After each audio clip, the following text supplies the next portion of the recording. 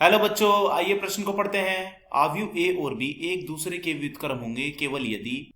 इसके लिए हमें चार विकल्प दिए हुए हैं। पहला विकल्प है ए बी बराबर बी ए, दूसरा है ए बी बराबर बी ए बराबर जीरो, तीसरा है ए बी बराबर जीरो बी ए बराबर आई, चौथा है ए बी बराबर बी ए बराबर आई। सबसे पहले हमें इस प्रश्न की मुख्य अवधारणा को समझना होगा।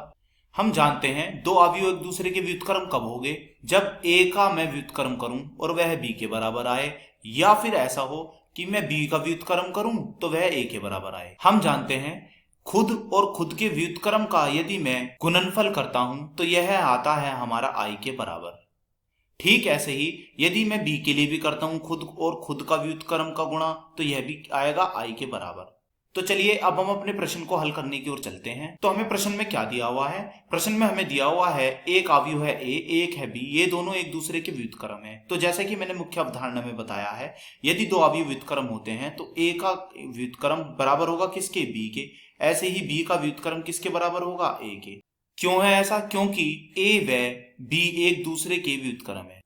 अब हम अपने दोनों मुख्य अवधारणा के सूत्रों को लगा देते हैं। पहला सूत्र ये और दूसरा सूत्र ये। तो बताइए क्या आएगा? a और a का व्युत्क्रम का गुणा करूं तो बराबर आना चाहिए i के। ठीक ऐसे ही b और b के व्युत्क्रम का यदि मैं गुणा करूं तो बराबर आना चाहिए i के। अब हम यहाँ पर अपनी पिछली समीकरणों से a व्युत्क्रम का मान क्या है? b, इसी तरह b व्युत्क्रम का मान क्या है? a। तो दोनों को रख देते हैं। तो a है, यह है हमारा b बराबर i। तो यहां से हमारा क्या उत्तर आया? यहां से हमारा उत्तर आया ए बी बराबर आई।